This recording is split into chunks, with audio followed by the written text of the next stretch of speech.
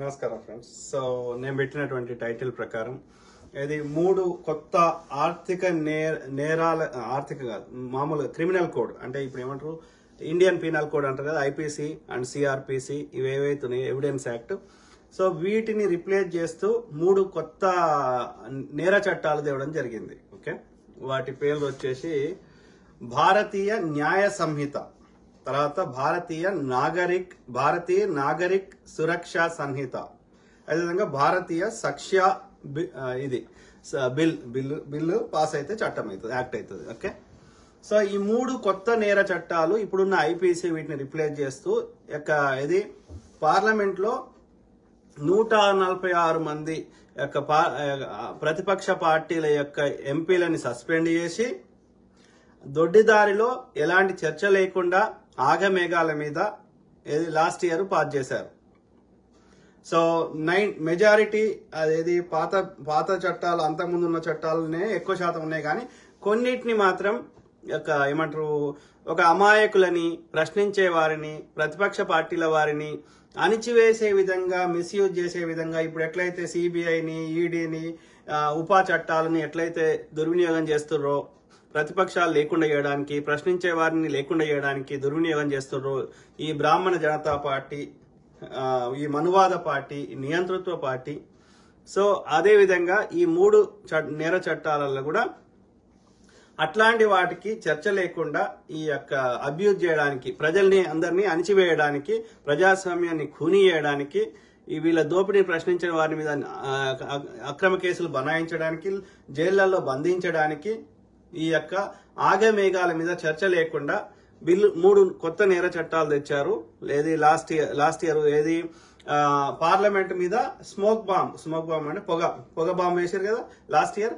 ఆ పొగ బాంబ్ వేసి అది దాని మీద చర్చ చేయాలి, వాళ్ళని శిక్షించాలి, ప్రధానమంత్రి మాట్లాడాలని ప్రతిపక్ష పార్టీలు ఆ పొగ బాంబు గురించి మాట్లాడితే వీళ్ళని సమాధానం చెప్పకుండా 146 మంది ప్రతిపక్ష పార్టీల యొక్క ఎంపీలని పార్లమెంట్ నుంచి సస్పెండ్ చేసి ఆ టైంలో ఈ నల్ల చట్టాలు తెచ్చారు. బీజేపీ వాడు ఏ చట్టం తెచ్చినా అదే పరిస్థితి, రైతు నల్ల చట్టాలు అదే, ఏది చర్చ ఉండదు, దాని ప్రజాస్వామ్యం అంటారా? సో కాబట్టి ఈ అడ్డదారి తెచ్చిన ఈ నల్ల నేర చట్టాల వల్ల ఎలాంటి పరిణామాలు మనకి ఏమయ్యే అవకాశం ఉంది ఈ జూలై 1 తర్వాత అనేది మనం చర్చిద్దాం. సో ఆ క్రమంలో అప్రజాస్వామిక బద్దంగా చర్చ లేకుండా, అందరి ఆమోదయోగ్యం లేకుండా, ఆ చట్టాల్లో ఏముందో దానికి అవసరమైన మార్పులు చేర్పులు చేసే అవకాశం ఇవ్వకుండా దొడ్డిదారులు తెచ్చినటువంటి ఈ 3 నేర చట్టాలని మళ్ళీ రిపీల్ చేసేసి మళ్ళీ ఆ బిల్లులని పార్లమెంట్ లో ఇప్పుడు కొత్త పార్లమెంట్ లో ప్రవేశపెట్టి ఇప్పుడు కొత్త సభలలో అందరి ద్వారా చర్చించి అవసరమైన మార్పులు చేర్పులు చేసి ఇలా ఎప్పుడో బ్రిటిష్ కాలం నుంచి అవే చట్టాలు ఉన్నాయి, ఇప్పుడు కూడా వాళ్ళ మెజారిటీ అవే చట్టాలు ఉన్నాయి, ఆ సెడేషన్ యాక్ట్ లా ఉన్నాయి. కాబట్టి సంపూర్ణంగా చర్చ చేసి ఒకవేళ ఏదైనా అవసరం లేని ఏమైనా ఉంటే వాటిని తొలగించి వాటిని కంప్లీట్ గా రిఫార్మ్ చేసి అందరి ఆమోదయోగ్యంతో ఆ చట్టాలను చేయాల్సిన అవసరం ఉంది. ఇది మంచి అవకాశం కాబట్టి ఇప్పుడు ఆ లాస్ట్ ఇయర్ పాస్ చేసిన రిపీల్ చేసి మళ్ళీ రీఇంట్రడ్యూస్ చేసి అందరి ఆమోదయోగ్యంతో కొత్త చట్టాలు చేయాలి అనేది ఈ చర్చ యొక్క సారాంశం. ఆ క్రమంలో మనీష్ తివారీ గారు న్యాయవాది, అదేవిధంగా పార్లమెంట్ సభ్యుడు మాజీ. సో ఆయన ఒక ఆర్టికల్ రాశాడు ఇది ఇంగ్లీష్ నేషనల్ పేపర్ లో. అదేవిధంగా ఒక సార్ పేరు నల్సార్ యూనివర్సిటీ నుంచి న్యాయవాది, ప్రొఫెసర్, హ్యూమన్ రైట్స్ యాక్టివిస్ట్ అయినటువంటి ఆయన పేరేంది Murali Karnam, human rights professor, NALSAR యూనివర్సిటీలో ప్రొఫెసర్ గా పనిచేస్తాడు. ఏబిఎన్ ఆంధ్రజ్యోతిలో ఆర్టికల్ వచ్చేది. సో ఆయన కూడా చెప్తుంది ఈ కొత్త నేర చట్టాల వల్ల జరిగే లాభమేంది నష్టమేంది అనేది వీళ్ళిద్దరు న్యాయవాదులు చెప్పడం జరిగింది.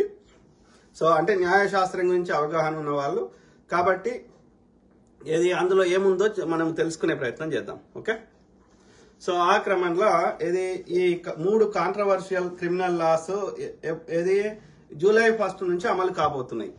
ఈ 3 చట్టాలని 146 మంది పార్లమెంట్ సభ్యులని సస్పెండ్ చేసి అడ్డదారిలో పాస్ చేయడం జరిగింది బీజేపీ, ఈ బ్రాహ్మణ జనతా పార్టీ, నియంతృత్వ పార్టీ. కాబట్టి వీటిని రిపీల్ చేసి కొత్త ఆ పాత బిల్లును మళ్ళీ ఇంట్రడ్యూస్ చేసి మళ్ళీ విస్తృతంగా చర్చించి అందరి అభిప్రాయాన్ని పరిగణలోకి తీసుకొని మెజారిటీ సభ్యుల ఆమోదయోగ్యంతో కొత్త చట్టాలను రూపొందించాలి. పాత ఈ పనికి రానిటువంటి పాత ఏమైనా అలా సెక్షన్స్ ఉంటే వాటిని పూర్తిగా తొలగించాలి. ఓకే, ఇది ఎప్పుడు పాస్ అయింది? ఆగస్టు 11, 2023. లాస్ట్ ఇయర్ ఆగస్టు 11, 2023లో ఈ యొక్క ఈ చట్టాలు చేయడం జరిగింది. వాటి పేరేంది? These bills were introduced without giving any opportunity for opposition parties to express their concerns. ఏమేం చట్టాలు? వాటి పేర్లు: Bharatiya Nyaya Sanhita bill, Bharatiya Nagarik Suraksha Sanhita bill, Bharatiya Sakshya bill. Okay, so opposition parties were raising concerns over attack on చెప్పినాం. సో ఇది అవుట్ ఆఫ్ 511 ప్రొవిజన్స్ ఉంటే IPC section లో 24 sections ని తొలగించారు, 23 సెక్షన్స్ కొత్తగా యాడ్ చేశారు, మిగతా అన్ని యాజ్ ఇట్ ఈజ్ ఉంచారు. ఓకే, ఎవిడెన్స్ యాక్ట్ ని ఆధారాలు కనిపెట్టేది, ఇన్వెస్టిగేషన్ లో భాగంగా ఆధారాలు కనిపెట్టే చట్టం ఉంది కదా, దాన్ని ఇప్పుడు ఏమని మార్చారు? భారతీయ సక్ష్య బిల్ అని మార్చారు. అందులో 170 సెక్షన్స్ ఉన్నాయి, అవి యాజ్ ఇట్ ఈజ్ అట్లనే ఉంచారు. ఓకే, తర్వాత సిఆర్పిసిని ఏం చేశారు? ఇప్పుడు భారతీయ నాగరిక్ సురక్ష సంహిత బిల్ అని మార్చారు. సో ఈ సిఆర్పిసి దాంట్లో 90% సిఆర్పిసిలో ఉన్నాయని ఈ యొక్క భారతీయ నాగరిక్ సురక్ష సంహిత బిల్లో యాజ్ ఇట్ ఈజ్ పెట్టడం జరిగింది. అర్థమైందా? అంటే పాత ఏమైనా పనికిరానటువంటి చట్టాలను రిఫార్మ్ చేయాల్సిన చట్టాలను చేయలేదు. అది ఒకటి. తర్వాత ఇది ఈ యొక్క ఇప్పుడు చెప్పిన కదా బిఎన్ఎస్ఎస్ అని భారతీయ నాగరిక సురక్ష సంహిత బిల్లో సెక్షన్ 173(3) ఏముంటది? అది harms marginal sections who might not be able to file FIRs registered. అంటే ఎవరైనా ఎఫ్ఐఆర్స్ రిజిస్టర్ చేయకపోతే అది కేసుగా పరిగణించరు అనేది ఒక మార్పు చేశారు. ఓకే, కానీ చాలా మంది ఇప్పటికీ గ్రామీణ ప్రాంతాల్లో ఉన్న వారికి వీళ్ళందరికీ కూడా ఎఫ్ఐఆర్స్ ఫైల్ చేయడము వాటి గురించి అవగాహన లేదు. కాబట్టి దాన్ని ఆలోచించాల్సిన అవసరం ఉంది. దాన్ని పాతది ఎట్లుందో అట్లనే ఉంచాల్సిన అవసరం ఉందేమో. అందుకే ఏమంటున్నా అంటే నన్ను చర్చించాల్సిన అవసరం ఉంది అని చెప్తున్నారు. తర్వాత సెక్షన్ 187(3) ఆఫ్ బిఎన్ఎస్ఎస్ అంటే Bharatiya Nagarik Suraksha Sanhita bill. Custody for up to 15 days at any point. మొదటి ఏమంటారు 60 రోజుల నుంచి 90 రోజుల మధ్యలో 15 రోజులు కస్టడీ పెంచుకోవచ్చు అని ఉంది. అంటే దానివల్ల ఏమైతుంది? వాడు యొక్క నేరం నిరూపించక ముందే ఎన్ని రోజులైనా కస్టడీని పొడిగించుకునే అవకాశం ఉంది. అంటే అమాయకులను కూడా శిక్షించే అవకాశం ఉంది. అది తప్పది. ఈవెన్ ఉపా చట్టాల్లో కూడా నువ్వు నేరం నిరూపించినాక జడ్జి తీర్పిచ్చి శిక్షిస్తే అది ఓకే. అంతేగాని వాడు నేరం నిరూపించక ముందు వాడికి జస్ట్ ఆరోపించిండని ఎవడో ఏదో వాంగ్మూలం ఇచ్చిండని దాని ఆధారంగా ఇన్వెస్టిగేషన్ లో భాగంగా 10 ఏళ్ళు జైల్లో పెడతా అంటే 10 ఏళ్ళు ఇన్వెస్టిగేషన్ చేస్తారు ఎవరన్నా? సో కాబట్టి అది ఒకటి కరెక్ట్ కాదు అనేది ఈ యొక్క న్యాయవాది చెప్తున్నాడు. ఓకే, అట్లనే section 43(3) of BNSS brings back మళ్ళీ హ్యాండ్ కఫ్స్ వేయడం. హ్యాండ్ కఫ్స్ దేనికి వేయాలి దేనికి వేయద్దు అనేది కాకుండా ఇక ప్రతిదాన్ని ఆరోపించిన ప్రతి ఒక్కరికి హ్యాండ్ కఫ్స్ వేయడం అనేది అది వాళ్ళ యొక్క పరువు ప్రతిష్టకు భంగం కలిగే విధంగా ఉంది. కాబట్టి ఈ హ్యాండ్ కఫ్ వేసే కల్చర్ని అది తీసుకురావడం కరెక్ట్ కాదు అనేది ఇక అది కొన్ని వాటికి తప్ప. కాబట్టి దీన్ని కూడా పరిగణలోకి ఇది కూడా కరెక్ట్ కాదని చెప్తున్నాడు. తర్వాత సెక్షన్ 152 ఆఫ్ బిఎన్ఎస్ అంటే భారతీయ న్యాయ సంహిత బిల్. ఓకే, దాంట్లో సెడిషన్ యాక్ట్ అది ఎప్పటి నుంచో ఉన్నది. సో అందులో 4 రకాలైనటువంటి యాక్టివిటీస్ ని నేరాలుగా పరిగణిస్తారు. ఇది subversive, secession, separatist activities endangering the sovereignty, unity and integrity of India and armed rebellion. So ఇది యొక్క ఈ ఏమంటారు సెక్షన్ 152 ఆఫ్ బిఎన్ఎస్ లో సెడిషన్ యాక్ట్ కింద 4 రకాల నేరాలని అది నేరం కింద పరిగణిస్తారు. ఆ సెక్షన్ కింద subversive, secession, separatist activities, endangering the sovereignty, unity and integrity of India, అంటే భారతదేశ సార్వభౌమాధికారాన్ని ధిక్కరించే విధంగా ఉంటే అన్నాడు.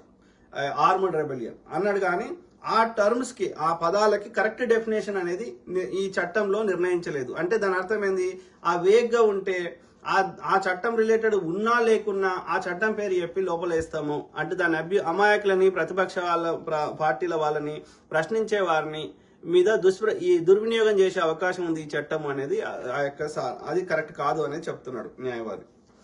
అటనే 113 సెక్షన్ ఆఫ్ బిఎన్ఎస్ ఏమంటుంది, incorporates terrorism which was already defined under unlawful activities prevention act UAPA. ఉపా చట్టం ఏదైతే ఉందో యూఏపిఏ కింద టెర్రరిజం రిలేటెడ్ వాటిని ఆల్రెడీ మనం వాటిని ఇన్వెస్టిగేషన్ కానీ వాటి మీద కేసులు చేసినప్పుడు మళ్ళా దీంట్లో డబుల్ ఎందుకు ఉంది, మళ్ళీ టెర్రరిజం రిలేటెడ్ డబుల్ ఎందుకు ఉంది, డూప్లికేట్ ఎందుకు, ఆల్రెడీ ఉపాలో చేస్తుంటారు కదా టెర్రరిజం రిలేటెడ్, కాబట్టి అది అవసరం లేదు ఆ సెక్షన్ అనేది ఈ సారాంశం. అదేవిధంగా 3 more capital punishments and 6 life sentences were added even though the Law Commission and Supreme Court recommends to abolish or use it as a rarest of rare cases. అంటే దీని అర్థం ఏంటంటే క్యాపిటల్ పనిష్మెంట్ అంటే death penalty, అంటే ఉరిశిక్ష చేయడం లాంటిది, ఉరిశిక్ష. ఓకే, సో అట్లాంటి ఇంకో 3 నేరాలకి ఉరిశిక్ష చేసేది అది యాడ్ చేసారు ఈ చట్టాల్లో. అదేవిధంగా 6 లైఫ్ సెంటెన్సెస్ అంటే జీవిత ఖైదు, ఇవి కూడా యాడ్ చేసిండు. సో కానీ లా కమిషన్ అదేవిధంగా సుప్రీంకోర్టు ఏమని అంటుందంటే ఈ క్యాపిటల్ పనిష్మెంట్లు అవసరం లేదు అని చెప్తున్నది. కాబట్టి ఇవన్నీ చర్చ లేకుండా ఎట్లా కొత్త చట్టాలు తెస్తావు అనేది ఇక్కడ సారాంశం. కాబట్టి ఇప్పుడు ఏవైతే దొడ్డిదారులు తెచ్చినటువంటి ఈ నేర చట్టాలని 3 నేర చట్టాలను రిపీల్ చేసి మళ్ళీ చర్చించి అందరి ఆమోద యజ్ఞంతో అవసరమైన మార్పులు చేర్పులు చేసి రిఫార్మ్స్ చేసి అప్పుడు అవి కొత్త చట్టాలు చేయాలి. These laws create 2 parallel legal systems. ఎందుకంటే ఇప్పుడు 3.4 కోట్ల కేసులు పెండింగ్ లో ఉన్నాయి నేరంకి సంబంధించినవి. ఓకే, సో అవిటిని తీర్చడానికే ఎంత బ్యాక్లాగ్ ఉన్నది. మళ్ళీ ఎట్ ద సేమ్ టైం మనకి అంత ఇన్ఫ్రాస్ట్రక్చర్ లేదు. ఎట్ ద సేమ్ టైం నువ్వు ప్యారలల్ గా మళ్ళీ అడిషనల్ బర్డెన్ చేస్తున్నావు. అంటే ఇప్పుడు జూలై 1 కంటే ముందున్న పెండింగ్ కేసులు పాత ఐపీసీ కానీ సిఆర్పిసి కింద చేయాలి. మరి కొత్త కేసులు అంటే 2 ప్యారలల్ గా 2 లీగల్ సిస్టమ్స్ నడిపించడం వల్ల అంత ఇన్ఫ్రాస్ట్రక్చర్ కానీ అంత హ్యూమన్ రిసోర్సెస్ కానీ లేవు 2 ఎట్ ద సేమ్ మెయింటైన్ చేయడానికి. అంటే దీనివల్ల ఇది మంచిగా చేయడానికి బదులు ఇంకా న్యాయ వ్యవస్థను నాశనం చేయడానికే ఉన్నది. ఇంకా మన న్యాయాన్ని ఇంకా లేట్ చేయడానికే ఇది అవుతుంది. కానీ దీనివల్ల లబ్ధి చేకూరే అవకాశం లేదు అనేది ఈ న్యాయవాది చెప్తున్న సారాంశం. ఓకే, అట్లనే ఇంకొక ఏమంటే హ్యూమన్ రైట్స్ ప్రొఫెసర్, ఆయన పేరు Murali Karnam, human rights professor, NALSAR university. ఆయన ఆంధ్రజ్యోతిలో, ఏబిఎన్ ఆంధ్రజ్యోతిలో జూన్ 29 ఈ రోజు ఆయన ఇది ఒక ఆర్టికల్ రాశాడు, కొత్త నేర చట్టాలతో న్యాయ సంక్షోభం. ఓకే, సో నేరాలను నిరోధించి సార్ రాసిన ప్రొఫెసర్ గారు రాసినటువంటి ఆయన ఏమంటున్నాడు, ఈ 3 చట్టాలు అమలు అయితే ఏమేమి జరిగే అవకాశం ఉందో ఆ సారు మాటల్ని ఉన్నట్టు చదివే ప్రయత్నం చేస్తా. ఎక్కడన్నా అవసరమైతే నా వివరణ ఇస్తా. నేరాలను నిరోధించడానికి ఉద్దేశించిన 3 న్యాయ చట్టాలను కేంద్ర ప్రభుత్వం జూలై 1 నుంచి అమలు చేయడానికి ప్రయత్నాలు చేస్తోంది. వాటి అమలు వాయిదా వేయాలని న్యాయ కోవిదులు పలు కారణాల వల్ల కోరుతున్నారు. తగినంత చర్చ లేకుండా వాటి అమలు వల్ల సామాన్యులకు జరిగే తీవ్ర పరిణామాలు, ప్రజల్లో ఇప్పటికీ విశ్వాసాన్ని కోల్పోతున్న న్యాయ వ్యవస్థ మీద పడే ఒత్తిడి, వాటి మీద అంచనాలు లేకుండా వాటిని అమలు చేయడం తీవ్రమైన సామాజిక పరిణామాలకు దారితీస్తుంది. ఈ కొత్త చట్టాలను న్యాయశాఖ రూపొందించలేదు.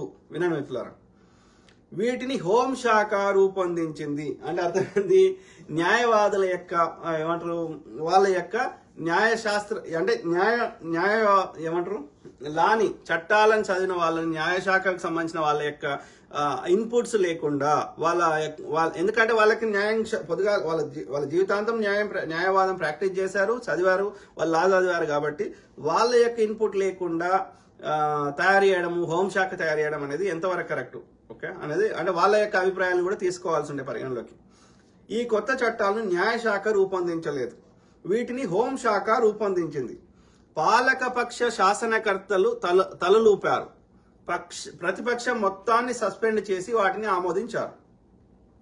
పోనీ న్యాయ వ్యవస్థలో ముఖ్య భాగమైన న్యాయవాదుల సంఘాలతో చర్చించారా? అది లేదు.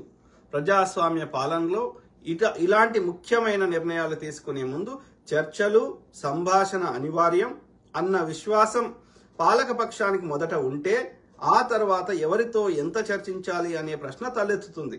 నోట్ల రద్దు నిర్ణయానికి ముందు ఎంత చర్చ జరిగిందో ఆ తర్వాత ఏం జరిగిందో మనం చూసాం. జూలై 1 తర్వాత జరిగే నేరాలను నేర న్యాయ సంహిత కింద నమోదు చేసిన భారతీయ న్యాయ సురక్షా సంహిత కొత్త క్రిమినల్ ప్రొసీజర్ కోడ్ ను మాత్రం పాత నేరాల విచారణకు కూడా వాడవచ్చు. ఏ అంశాలు నేరాలుగా పరిగణిస్తామో వాటిని ఏ పద్ధతిలో విచారిస్తామో కూడా అంతే ముఖ్యం. నేర విచారణా పద్ధతి శిక్షగా రూపాంతరం చెందిన సమాజంలో ఇది మరింత ప్రధానమైన అంశం. ప్రస్తుతం విచారణలో ఉన్న చాలా నేరాలు వచ్చే 5 ఏళ్ల నుంచి 20 ఏళ్ల వరకు కొనసాగవచ్చు. ఇక కొత్త లేక పాత విచారణా పద్ధతి ప్రకారం పోలీసులు విచారణ చేశారనే వివాదాలు కోర్టు కేసుల కక్షిదారుల సహనాన్ని, నిందితుల స్వేచ్ఛను అన్యాయంగా పరీక్షించవచ్చు. కేసులు ఒక కొలిక్కి వచ్చే కాలం ఇప్పటికంటే మరింత పెరుగుతుంది. ఇప్పటికే లేట్ అయిపోతున్నాయంటే ఇంకా లేట్ అవుతుంది అని చెప్తున్నాడు. అదేవిధంగా అమాయకులని కొత్త చట్టాలను చూపెట్టి వాళ్ళని ఇబ్బందులకు గురి చేసే అవకాశం ఎక్కువగా ఉంది కొత్త చట్టాల ద్వారా అని చెప్తున్నాడు ఆ సార్. ప్రభుత్వం కొత్తగా తెచ్చిన చట్టాలు వలసపోకడలను అధిగమించాయనే ప్రభుత్వ వాదన రూపంలో సారంలో చాలా వరకు నిజం కాదు. ఈ చట్టాలు ప్రస్తుతం ఉన్న చట్టాలకు 90% నకలు. అంటే ఉన్న చట్టాలని సిఆర్పిసి, ఐపీసీ వాటిని 95% వరకు యాజ్ టీజ్ పెట్టారు. ఒక 5% మార్చారు. నేర శిక్షా సంహిత కొత్తగా 20 రకాల నేరాలను సృష్టించింది. వాటి సృష్టి అవసరమా కాదా అనే చర్చ జరగలేదు. 33 నేరాలకు జైలు శిక్షలను పెంచింది కొత్త చట్టాల ద్వారా. 23 నేరాలకు కనిష్ట శిక్షను ఖరారు చేసింది. అంటే న్యాయ వ్యవస్థకు ఈ శిక్షల విషయంలో ఉండే విచక్షణాధికారాన్ని నేర శిక్షా సంహిత తొలగించింది.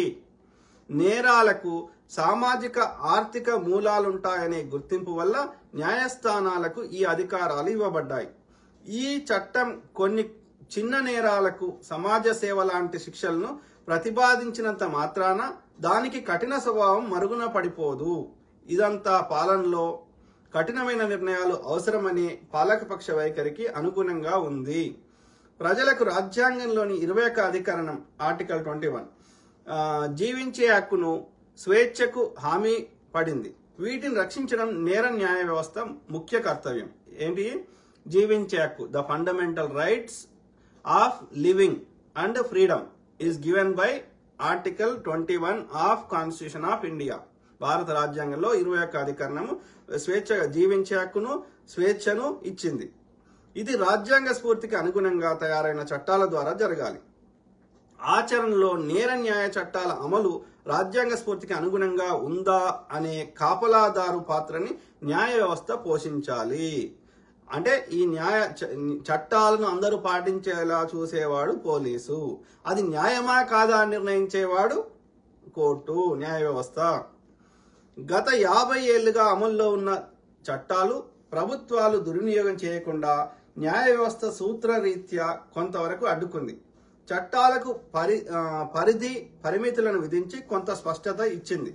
కానీ ఈ కొత్త చట్టాలు ఉద్దేశ్యపూర్వకంగా అస్పష్టంగా రూపొందించబడ్డాయనేది ముఖ్యమైన ఆరోపణ. అంటే కావాలని ప్రాపర్గా డిఫైన్ చేయలేదు, వేగ్గా రాసిరు. అంటే అర్థమైంది, ఎవరినైనా ఈ కేసుల కింద బనాయించి ప్రశ్నించే వారిని, ప్రతిపక్షాల వారిని లోపల వారేయచ్చు అనేది అంటే వీటిని మిస్యూజ్ చేసే అవకాశం ఉంది అనేది మనకు అర్థమవుతుంది కదా. ఎలాంటి ఆధారం లేకుండా కేజ్రీవాల్ గారిని లోపల పెట్టారు. ఎంతవరకు కరెక్ట్? ఎన్నికలు ఉన్నాయి కాబట్టి, ఆయనకు వాయిస్ ఉంది కాబట్టి ఆయన లోపల వారేస్తే మనం గెలవచ్చు అని. అంటే చేయకూడదు కదా. జడ్జి తీర్పు ఇవ్వాలి కదా అతను నేరం చేసిండని. ఇన్వెస్టిగేషన్ లో భాగంగా అయితే వారం రోజుల్లో 10 రోజుల్లో పెడతావు. 10 ఏళ్ళు పెడతారా? ప్రొఫెసర్ సాయిబాబా గారిని ఎలాంటి ఆధారం లేకుండా 10 ఏళ్ళు జైల్లో పెడతారా? ఇన్వెస్టిగేషన్ 10 ఏళ్ళు చేస్తారా? ఆలోచించండి మిత్రులారా. కానీ ఈ కొత్త చట్టాలు ఉద్దేశపూర్వకంగా అస్పష్టంగా రూపొందించబడ్డాయనేది ముఖ్యమైన ఆరోపణ. ఈ చట్టాల్లోని అస్పష్టత ప్రభుత్వ నిరంకుశ అధికారాన్ని బలోపేతం చేస్తుంది, ప్రజల హక్కులకు ప్రమాదకారిగా మారుతుంది అనే ఆందోళన వ్యక్తమవుతోంది. ఈ ఆందోళన నిరాధారం కాదు. పై అనుమానాలకు బలం చేకూర్చే విధంగా కొత్త చట్టాలు రూపొందించారు. ప్రభుత్వ అధికారాల మీద ఇప్పటికే న్యాయ వ్యవస్థ విధించిన పరిమితులను అధిగమించి అధికారాలను చేజిక్కించుకోవడానికి జరిగిన ప్రయత్నం వాటిలో కనిపిస్తుంది. అంటే న్యాయ వ్యవస్థని వాళ్ళ యొక్క ఏమంటారు మొత్తం న్యాయ వ్యవస్థని ఈ యొక్క ప్రభుత్వమే తన చేతిలోకి తీసుకునేటట్టుగా ఉన్నాయి. అంటే న్యాయ వ్యవస్థను నీరుగారుస్తున్నారు అని చెప్తున్నాడు.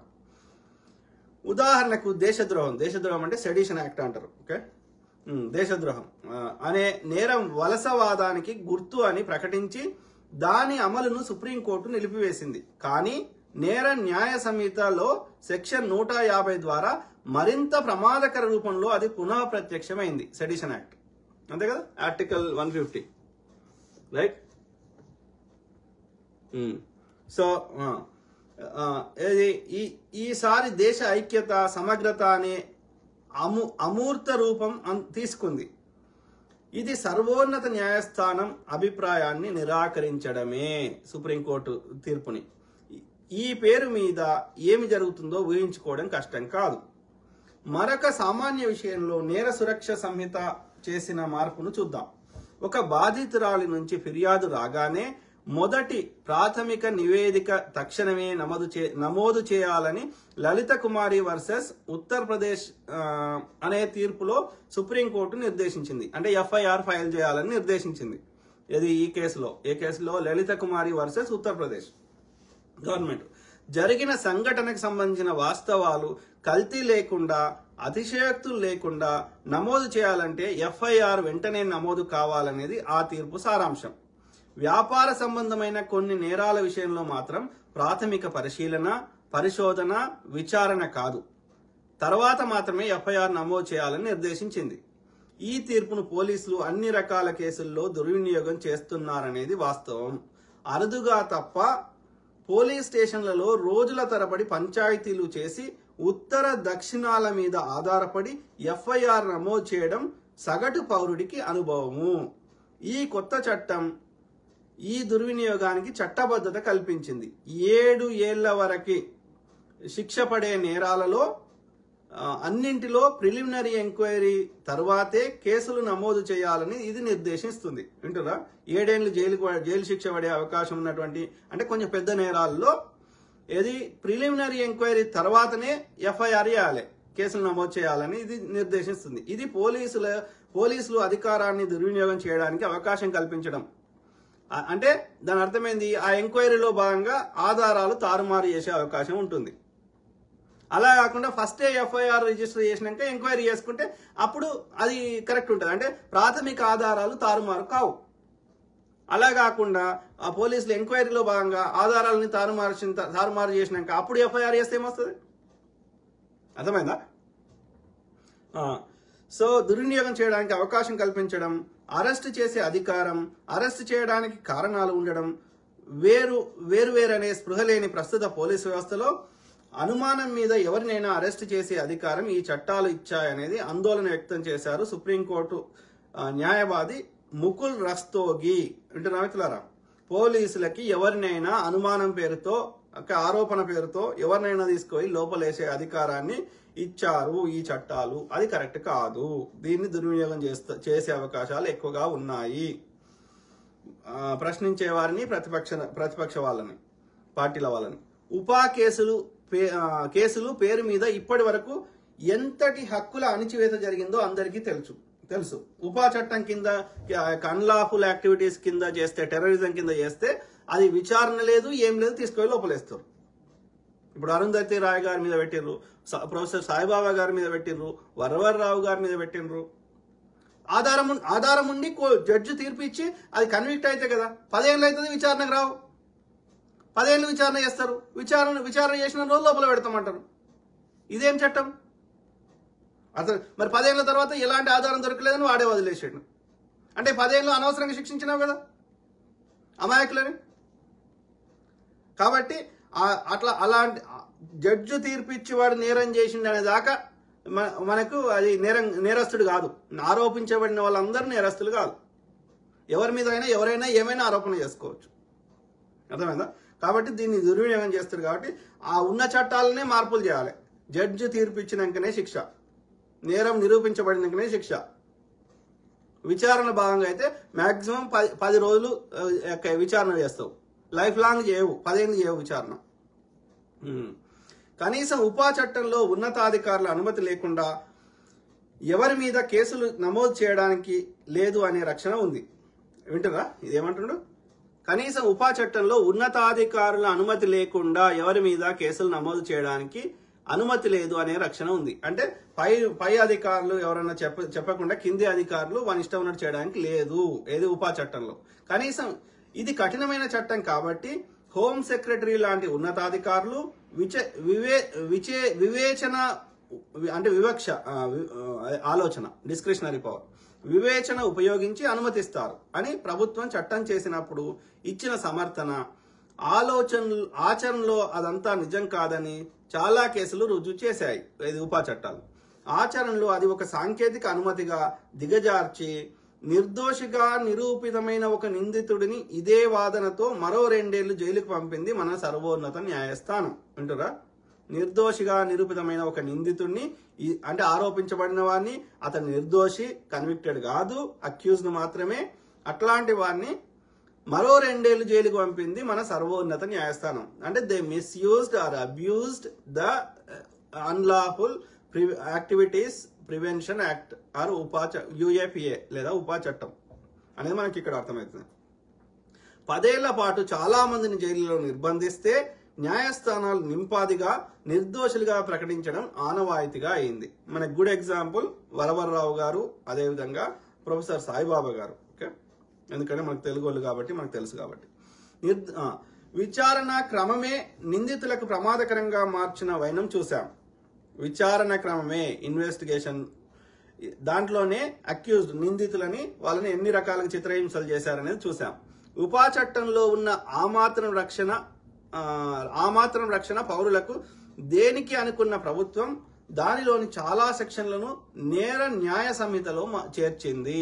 ఉపా చట్టంలో ఉన్నటువంటి కఠినమైనటువంటి ఆధారం లేనటువంటి అంటే ఈ కొత్త చట్టాలను ఈ బ్రాహ్మణ మనువాద పార్టీ అయినటువంటి బీజేపీ కేవలం ప్రతిపక్షాలు లేకుండా చేయడానికి, ప్రశ్నించే వారిని, జర్నలిస్టులని, సామాజిక కార్యకర్తలని లోపల పెట్టడానికి వాళ్ళకు అనుకూలంగా మార్చుకుంది. ప్రజాస్వామ్యాన్ని కూని చేయడానికి వాళ్ళు తెచ్చిన చట్టాలు అనేది మనకు అర్థమవుతుంది అని ఈ యొక్క హ్యూమన్ రైట్స్ ప్రొఫెసర్ గారు చెప్తున్నారు, నల్సార్ యూనివర్సిటీలో కర్ణం ప్రొఫెసర్.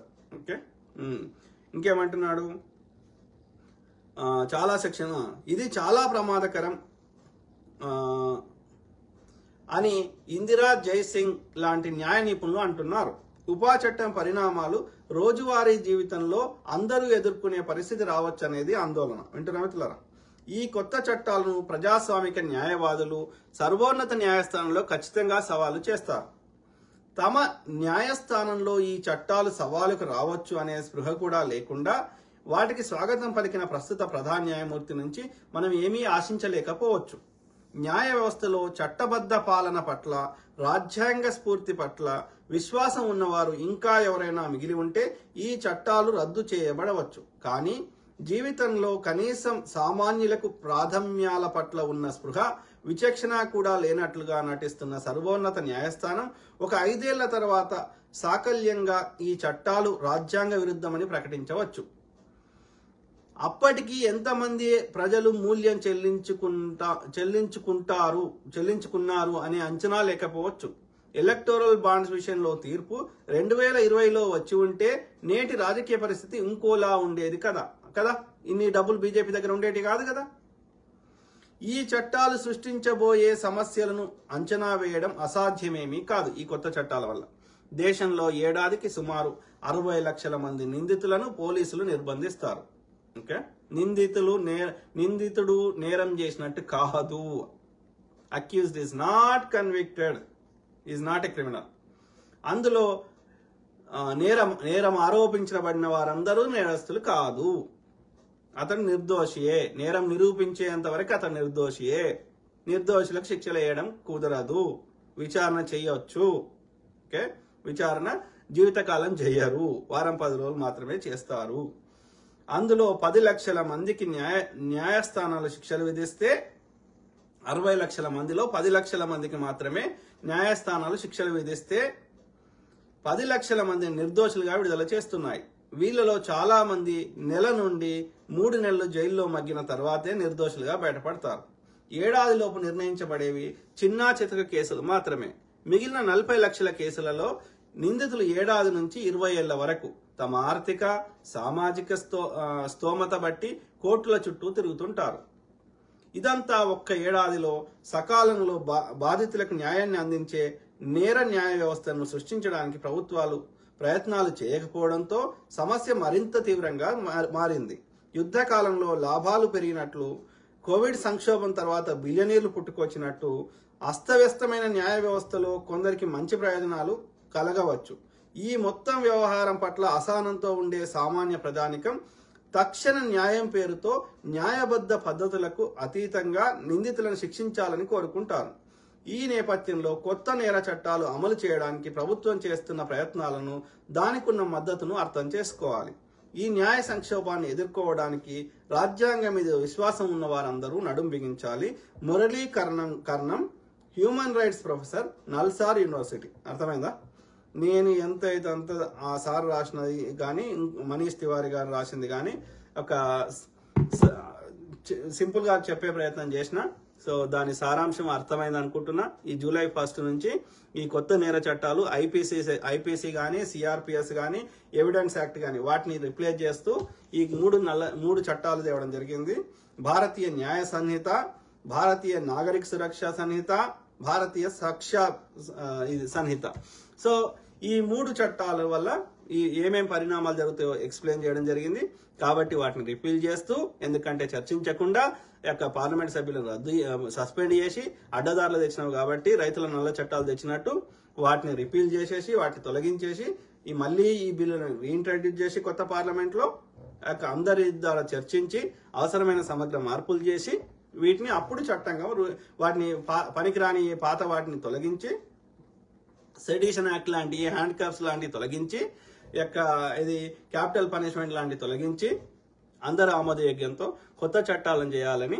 ఓకే, అదేవిధంగా ప్రజలందరం మనందరం కలిసి అందుకు మనందరం మేధావులము, సామాజిక కార్యకర్తలు, ప్రతిపక్షాలు, ప్రజలకు మంచి కోరేవారు, ప్రజలు, చదువుకున్న గ్రాడ్యుయేట్స్ అందరం మనము ఇది డిమాండ్ చేయాలని, ఈ విషయాన్ని అర్థం చేసుకొని మనందరం కొట్లాడి అది సాధించుకోవాలని కోరుకుంటున్నా.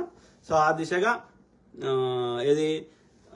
ప్రతి అంశం మీద అవగాహన చేయడానికి నా వంతు నేను కృషి చేస్తా. ఓకే, సర్వే జన సుఖినో భవంతు. God bless all. Take care. Good night. Bye.